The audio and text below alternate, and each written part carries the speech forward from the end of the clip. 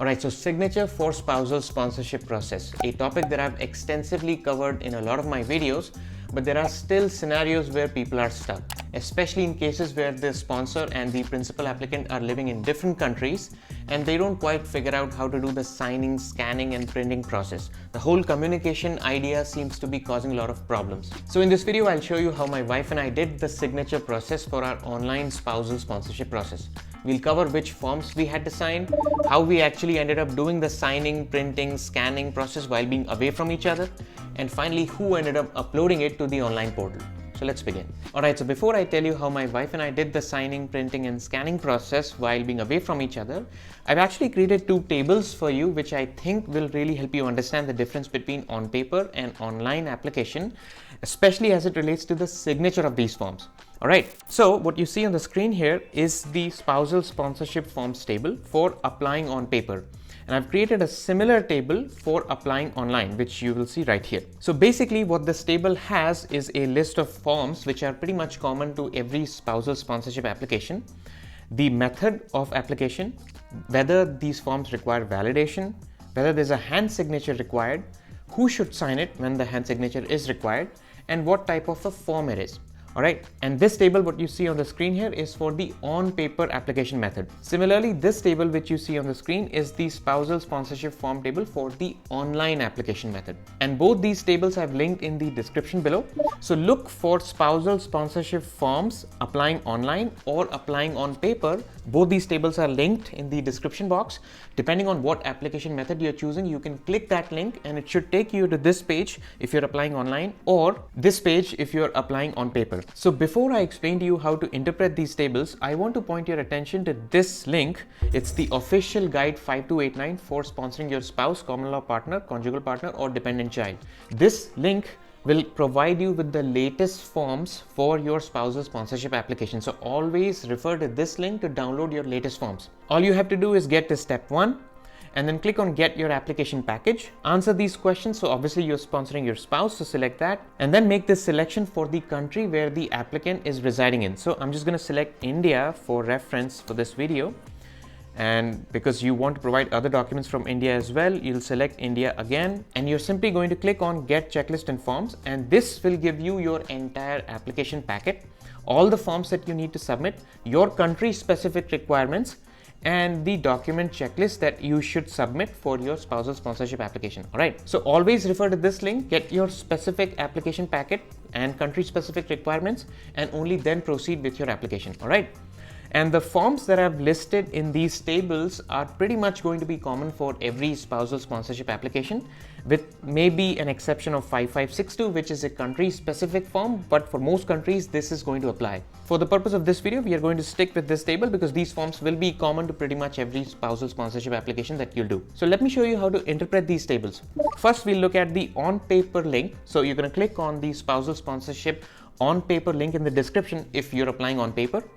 So you'll see the list of 8 forms which will be common to most spousal sponsorship applications. The method listed is on paper, and then whether or not you require validation for that form. So 1344 requires validation, that's why there's a yes. 0008 and 5669 also require validation, that you filled out the form completely and you click on the validate button, and 1344 and 0008 will generate barcodes and 5669 will not generate a barcode at this point. This may change at any point, that's why I'm stressing get the latest forms. Alright. Then whether there is a hand signature required for these forms. So for on paper application, meaning the application that you'll be actually mailing in physically to the destination, pretty much every form will require a hand signature, except for the document checklist 5533. You simply have to check boxes in that checklist for every form and document that you've provided and add it to your application packet. Alright, you don't have to really sign it. You can if you want, but not really necessary. And then there is a who signs section. So I've listed for each form who should sign that form. And then there is a type of form, meaning what kind of a form this is. So for on-paper application, pretty much every one of these forms will be PDF forms, which you will be downloading from your Guide 5289 link or your application packet link. You'll fill them out, you'll sign the ones that need signature, and then you'll simply mail in your application packet along with the rest of your documents. All right. So for this signature section, for 1344 and 5532, both the sponsor and the principal applicant will have to sign these forms. So you are not going to submit multiple forms, just one 1344, one 5532, and both the principal applicant and sponsor will have to hand sign it, meaning you cannot sign using an iPad pencil. A lot of people have confusion about that. Don't sign it digitally, don't sign it electronically. You have to print these out and hand sign, meaning pen on paper, wet ink. Keep that in mind. A lot of people have gotten their applications rejected or returned because they tried to sign using an iPad pencil. I don't know if IRCC might change this down the line and may accept electronic signatures, but at this point you have to print these forms out and hand sign, all right? Wet ink, or as they say in French, wet ink, all right? So 1344, both the sponsor and applicant will have to sign. 5532, both the sponsor and applicant will have to sign. For 5476, now this is use of a representative form. So it's a little tricky because if you're not using a representative, meaning the principal applicant is doing the application by themselves completely, they're not even using the help of the sponsor, and they want to conduct business with IRCC on their own, meaning they just want to receive communication on their own. They're not asking the sponsor, who's their spouse, to fill the application forms on their behalf, meaning they're not taking the help of an unpaid representative, and they've also not hired a paid representative to do the application on their behalf. In that case, the principal applicant is doing the application themselves. So in that case, you don't have to fill 5476, all right? You only have to fill 5476 if you're using a paid or an unpaid representative to do the application on your behalf and to conduct business with IRCC on your behalf. And when I say conduct business with IRCC, what I mean is that the representative, whether paid or unpaid, is choosing to do correspondence on behalf of the principal applicant with IRCC, meaning they want to receive communication about any updates, or they want to receive documentation back and forth with IRCC on the principal applicant's behalf. That's known as conducting business. So in that case, you are acting as a representative. Then 0008, 5669, 5406 and 5562 again are PDF downloadable forms, and only the principal applicant needs to hand sign these forms. So again, you will print these out and hand sign them for your on paper application method. 5533, which is the document checklist, as you already know, you just need to fill this out. You don't need to sign it. If you want, you can. It's also a PDF downloadable form. All right, so now let's look at the online application table and see how it differs from the on-paper application method. So this is the spousal sponsorship table online when you're doing the application using the new permanent resident online portal. So the first difference you'll notice here are these digital forms. So 0008, 5669, 5562 and 5406. These four forms that you see right here are digital when you're doing the application online. When I say digital, it means you actually log into the portal, permanent residence online portal, and you fill information out. There's no PDF, so you don't have to download any forms. There's no validation, no hand signature required. So you just fill these forms out in the online portal and you sign them by typing in the principal applicant's name in the consent section in your application. So you will see consent section in your application, and I believe there's two consent sections, one towards the end when you're completing your application and one consent section for this 5669. So again, you'll have to go through these forms to know wherever there's a consent section, typing in the principal applicant's name will take care of the digital signature for all these digital forms. All right, so that is the difference between the online and the on paper method. 5533 again, as you can see, is a PDF downloadable form. That's why I've written PDF downloadable. So it doesn't really need any signature. So you just fill it out normally. And these three forms, 1344, 5532 and 5476, are PDF downloadable forms even when you're doing the application online. Meaning you'll still have to download the PDF from the latest link and you'll have to fill these forms out. And that's where we had to manage the communication to do the signatures on these forms. All right, so the way we'll do this is, first I'll show you how my wife and I did the signature printing and scanning process while being away from each other. And then we can discuss some alternatives. All right, so first up on the list is 1344 or sponsorship agreement. And what you see on the screen here is the latest 1344. So just a quick note, the form has recently been updated. So always download the latest link. You already know what to do. Go to guide 5289 and download the latest link. All right. So just a quick note, I was the sponsor. I was in Canada and my wife was in India at the time. So it was an outline application, hence the need for this communication. So what I did was I first downloaded the form 1344, filled it out in its entirety. Then I scrolled down all the way towards the end and hit this validate button. Once you hit this button, you get this pop-up message. It says, please print the entire application and sign and date the last page. All right, we already know what this is. But it gives this message which causes a huge amount of confusion. If you're applying online, you do not need to sign your application form by hand. You will be asked to provide an electronic signature once you're ready to transmit your documents to CIC. This is what confuses a lot of people. These instructions are clearly misleading, because if you believe these instructions, you will end up not signing this form when applying online, and then your application will get returned. So I was really hoping once IRCC updates this form, they also update this pop-up instructions, but they haven't updated it yet. So it still pops up. All right. So what I'm going to suggest is ignore these instructions. You still have to print and sign this form. All right. So once you hit OK, you are going to see these barcodes generated right here. All right. This means that you've filled out the form completely based on the logic that was built in the form. So the form is technically complete. Okay. So once I generated the barcodes, as you can see on this signature page, I have still not signed it yet. What I simply did was typed in the latest date. So let's say today is June 19. So I'm just going to write June 19 in the exact same format that is mentioned here. And I typed the date here also. You can also use this drop down to populate the date. I'm just going to type it. By the way, you can also write this date by hand after you print it, but because they've given an option to write the date digitally, I'm just writing the date digitally. All right. So this is what I did with the barcodes generated and all the form complete. What I simply did was I went to my file section and hit save.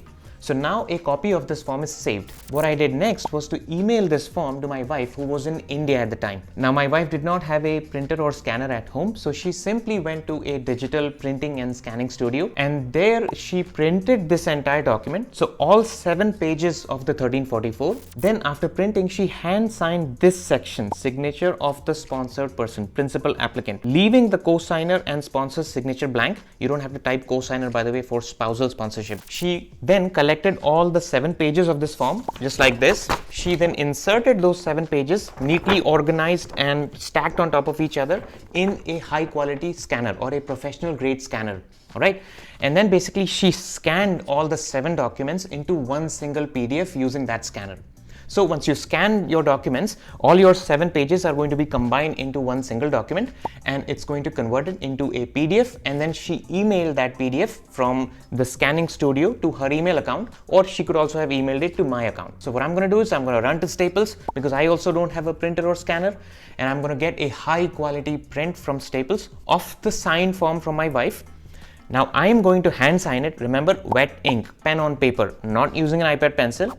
I will sign this section, the sponsored signature section. Okay, so now my wife has already signed it here. Now I'm going to sign it here, and then the form is going to be ready with signatures. So now I'm going to collect all the 7 pages. Remember, I took the printout of all 7 pages. I did not split the barcode and the signature page and the non-signature pages. And I'm going to explain why I did not do that in a second. But then I'm going to take all those 7 pages again like this, put them in a high quality scanner at Staples. Staples has really good scanners. And again, I am going to scan those 7 pages, basically the form 1344 7 pages, into one single PDF document. All right. So as a final step, I will email this signed and scanned form from the Staples into my personal email account. By the way, if you have a scanner and printer at home, you don't even have to go to Staples. All right. So I'm just going to email it to my account. Then I am going to log into my Gmail or wherever I have my email. I'm going to download this form, and now this form is complete. Now I'm simply going to sign into the permanent resident online portal using the sponsors account, and where it says 1344, I'm simply going to upload this single PDF document. So that's how we ended up doing the communication, signature, printing and scanning for 1344. All right. So next up was 5532. So we did the exact same thing with 5532. The only difference is 5532 did not have any validation, so there's no barcodes here. Okay, so I just filled out the entire form, sent it to my wife, and she did the printing, signing and scanning back and emailing to me. Then I printed, I signed, and I scanned it back. All right, that was it. And then I simply went to the online portal, and in the form section under 5532, I simply uploaded the signed document with signs from both me and my wife. So next up was 5476, or use of a representative form. So just a quick reminder, I was the sponsor of my wife, but I was also the unpaid representative because I chose to do the application on her behalf. And I also chose, or I should say she appointed me as a representative to do correspondence with IRCC on her behalf. So we did the signature process for use of a representative similarly. And and I ended up uploading it in the forms section under 5476. So that's how my wife and I chose to do the signing, printing and scanning. And obviously this method worked for us, so I can vouch for the efficacy of this method. Alright, so let's try to address some alternatives that some of you have suggested, and let's see if we can make them work. Common suggestion people give is, can you split the signature and the non-signature pages of these forms? Then you'll have to send only the signature pages to your partner. Assuming they're away from you in a different country, then they will have to print and sign those pages, scan them and send them to you. And then you will do the signature and scanning, and then you'll have to combine the non-signature pages with the signature pages. What you end up doing in this process, if you're not a super tech savvy person, which most of us are not, then what happens is you end up messing the formatting of these forms. So the scaling and the formatting and the dimensions from one page to the others will change. And it's very important not to mess up the formatting, because why risk submitting an application with like messed up formatting of these forms? These are one of the most important forms you'll submit. So in my personal opinion, I will not recommend you do the splitting. The safest option that I can think of is what I did, because it worked. Just print the entire document, meaning let's say it's the form of 7 pages. So you print the entire document, you sign only the page that needs signature, and then you collect them in a neatly organized fashion and make a stack, insert them in a scanner, and then scan all 7 or 8 pages or however many pages might be there in the form into one single PDF document. That way, you do not mess up the scaling and formatting of these forms, and your PDF looks consistent and neat. And by the way, there's no harm in splitting these forms, but then you might find it difficult to do it for every form. For example, for 1344, there is only one signature section towards the end, so it's easy to split and then combine again. But then for forms like 5532, there is signature sections scattered throughout the form. So then you will have to do the splitting and combining again. If you're not very tech savvy, you will run into trouble. I have tried it and I actually succeeded in combining the forms, but the formatting didn't really look good. So ultimately I ended up doing the long and tedious thing, which I did with my wife, and that worked. All right. And that has been working for so many of the applicants. So I would suggest, don't take the risk if you're not really 100% sure that the splitting thing will work. If you want to do it anyway, if you want to save yourself some time in like scanning a lot of documents and printing, then you can do it, but you'll be taking a risk and then you're responsible for any consequences from IRCC. All right. A lot of people suggested, can they scan these printed and signed documents from their phones? I would say you can do that. Again, the question is, can you maintain the formatting and the scaling? Because what happens is, if you scan using your phone, it's never going to be as accurate as a unified document that was delivered to you originally when you downloaded it. So you will pretty much end up disturbing a little bit of formatting and scaling and dimensions of the form. If the form still looks clear with your scan, the barcodes are clearly visible and scannable, and the signatures are visible, all the information is complete, then that might even work for you. I have not tried it, so I cannot vouch for it. Again, I can recommend what I did for me and my wife is to print the entire form, sign it, scan the entire form back into a single document and upload it. My forms looked consistent, neat and organized, and no formatting was disturbed. All right. And another quick tip, use a good quality printer or scanner to do this. Because if you try to go a little cheap on the printer or scanner, or if you try to do the scanning thing at your home, it's very likely that you will end up disturbing the formatting. So if you want consistency and good quality documents, use a good quality scan. All right. And there's scanning and printing places available throughout. All right. So there's no shortage of that. So I just explained to you what worked for me as far as communication and sending the forms to your partner and getting them signed and emailed back to you. Clearly, we use the technology of internet and email to do the signature process. So you don't really have to send these forms by post to another country. It's just going to end up costing you a lot of money, and also it's going to add to the application wait time because it's not going to be delivered right away. So save yourself the wait time and the cost of actually sending these forms to your partner by post, and just do the email thing. It's much quicker. All right. So I hope the experience of me and my wife that I shared with you gives you some context on how to do the communication for signing, printing and scanning these forms. And hopefully you are much less confused than you were before watching this video. By the way, if you want to learn about all the supporting documents that I provided for my wife's sponsorship application, how I labeled each document and where I uploaded them in the online portal, that video is right here. For our PPR timeline, that video is right here. This is Hit Submit and Canada. My name is Suyesh and I'm signing off, but you don't forget to sign. I'll see you in the next one.